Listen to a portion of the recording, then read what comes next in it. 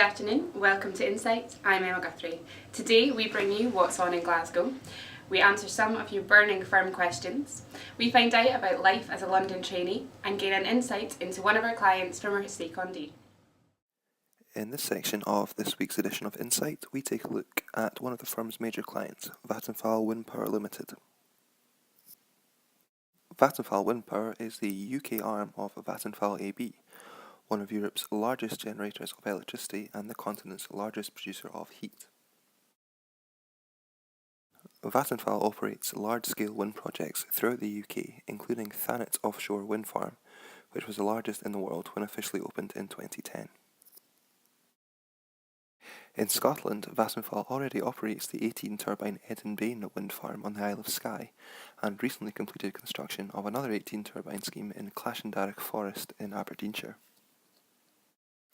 Even more recently, Vattenfall began early consultations with local stakeholders in the Argyll area regarding a potential wind development at Knockinfeon near Tarbert, one of the UK's windiest spots. That wraps up the snapshot of Vattenfall's UK business. If you'd like to know more or think your team could help, why not get in touch with the client relations partner? Hi Insight, it's Sam here from the Glasgow office, and it's time to find out what's happening this week in Glasgow. John Bishop at the SSE Hydro, Wednesday and Thursday the 26th and 27th of November. Echo and the Bunnymen, Thursday 27th of November at the O2 ABC. McManus, it's Treasure Island at the Pavilion Theatre, starting Wednesday 26th November. Argyll Street Christmas Market. Hi, I'm James, a trainee in the litigation department, and I'm going to take you through a few FAQs to do with the library and how to find information online.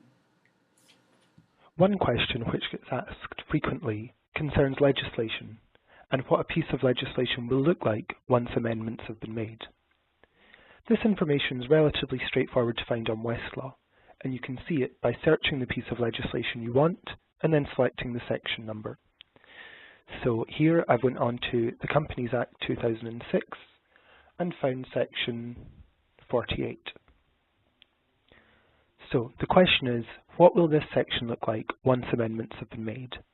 And the relevant information we're looking for can be found here, where it says version 1 of 2. We can also see that this version is in force from the 1st of October 2009 until the present.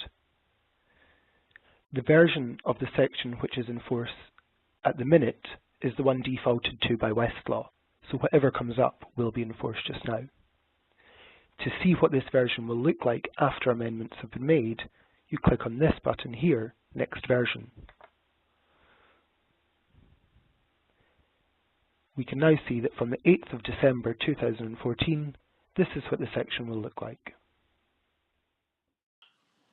Hi, I'm Andrew Reid. I'm a trainee in property, and I've got a few questions for Louisa Costo, who actually works in cash room, dealing with client monies and everything else that goes with it. Okay. Thanks for speaking to us today, Louisa. First question, if I wanted to make a payment of, say, SDLT to HMRC, what forms and details do I require?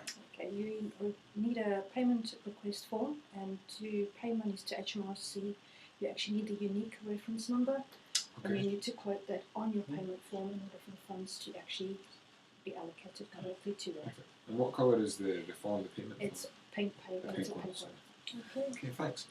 Second question, if I wanted to do an international payment, could you talk me through what is required from me as a fee earner? Okay. With international payments, it's always a bit more tricky. Ideally, SWIFT number, an IBAN number. Okay. Ideally, if you've got the beneficiary's address, that's quite relevant. If there's any other information, especially if you're sending payments to the States, there's always a corresponding bank. If you have those details, provide those details with us. And the forms, it's a Bank of Scotland International Payment Form, along with a pink payment request form, but those forms are a little bit smaller. But it actually says international on it. Perfect. And yes, I mean, you just let us know what currency you would like to send, and we will check those details over with you. Hi, my name's Sam Parry, a trainee in property, and I'm here to take you through a few FAQs about anti-money laundering. First question, how long do I have to verify a client for anti-money laundering purposes?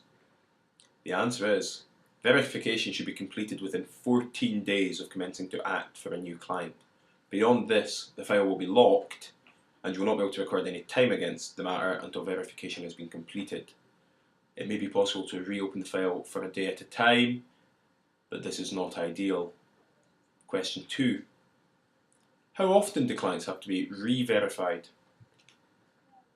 Once a client has been verified initially, it will need to be re-verified once every 4 years, unless they were considered a high-risk client when initially verified, in which case it is once every 2 years. Question 3. Who do I have to verify? Roughly speaking, if a client is an individual, you must verify the individual himself. This would be through a passport and the utility bill. B. If a client is a limited company, you would have to verify 2 directors of the client and 2 beneficial owners, or confirmation from the directors that there are no beneficial owners. C. If the client is a partnership, you must verify 2 partners of the client and 2 beneficial owners again, or again, confirmation from the partners that there are no beneficial owners. Thank you for joining us today. If you want to get involved, get in touch with the Insight team.